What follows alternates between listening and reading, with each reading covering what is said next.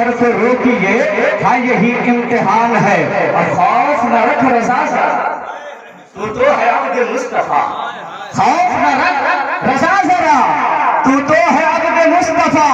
تیرے لیے امان ہے، تیرے لیے امان ہے، تیرے لیے امان ہے، تیرے لیے امان ہے۔ عزیزان ملت اسلامیہ، یہ آج کی محفل جو منعقد کی گئی ہے، شادی کے موقع پر منعقد کی گئی ہے، اللہ جل جلالہ وعما نوالہ واتم برہانہ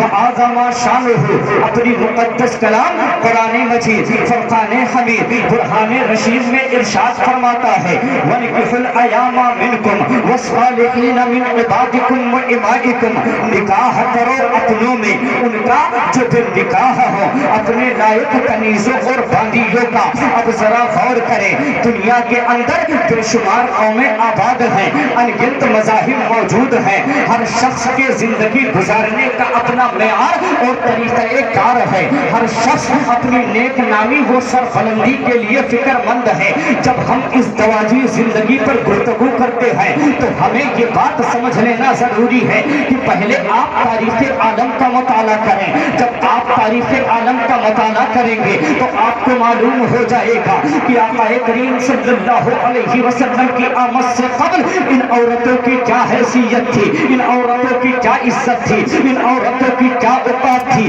جب آپ تاریخ عالم کا مطالعہ کریں گے تو آپ کو معلوم ہو جائے گا کہ میرے آقا کریم صلی اللہ علیہ وسلم کی آمد سے قبل ان عورتوں کی کوئی حیثیت نہیں تھی، ان عورتوں کی کوئی عزت نہیں تھی، ان عورتوں کی کوئی اوقات نہیں تھی، ان عورتوں کا کوئی وقار نہیں تھا، ان عورتوں کا کوئی معیار نہیں تھا۔ آپ جب فرانس کی تاریخ کا مطالعہ کریں گے تو آپ کو معلوم ہو جائے گا کہ فرانس میں عورتوں کے بارے میں یہ تصور کیا جاتا تھا کہ عورت چونکہ آدھا انسان ہے اس لیے اسے تمام برائیوں کا جڑ سمجھا جاتا تھا۔ چین میں عورتوں کے بارے میں یہ تصور کیا جاتا تھا کہ عورت کے اندر جو روح ہے وہ شیطانی روح ہے، اسی لیے اسے تمام برائیوں کا مجسمہ سمجھا جاتا تھا۔ جاپان میں عورتوں کے بارے میں یہ تصور کیا جاتا تھا کہ عورت چونکہ ناپاک پیدا ہوئی ہے اس لیے اسے عبادت خانوں کے طرف آنے سے روک دیا جاتا تھا، پابندی لگا دی جاتی تھی۔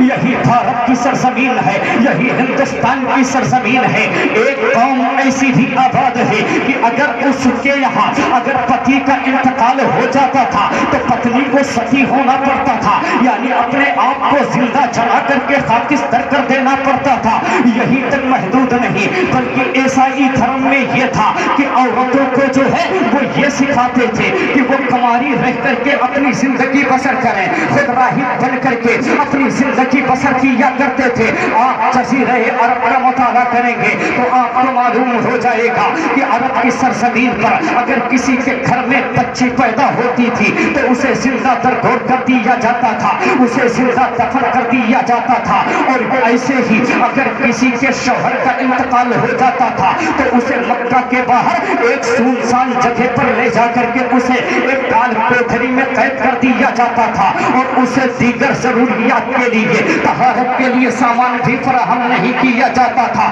اللہ اکبر کبیرہ، عورت اتنی بے بس ہو چکی تھی، عورت اتنی لاچار ہو چکی تھی کہ وہ اپنے حق کے لیے آواز بھی نہیں اٹھا سکتی تھی۔ میں آپ سے پوچھنا چاہتا ہوں کہ شوہر کا انتقال ہوا قضائے الہی سے، اس میں عورت کا کیا قصور ہے؟ مگر جو ہے اس سماج کی سب سے دبی کچلی اگر کوئی چیز ہے تو وہ عورت سمجھی جاتی تھی۔ یہاں تک کہ مرد جو ہے عورتوں کو چوہے میں ہار جایا کرتے تھے، عورتوں کو گروی رکھا جاتا تھا۔ اللہ اکبر کبیرہ، اب ذرا غور کریں، اللہ تبارک و تعالیٰ نے انسانیت پر کرم فرمایا، انسانیت پر رحم فرمایا اور اپنے آخری نبی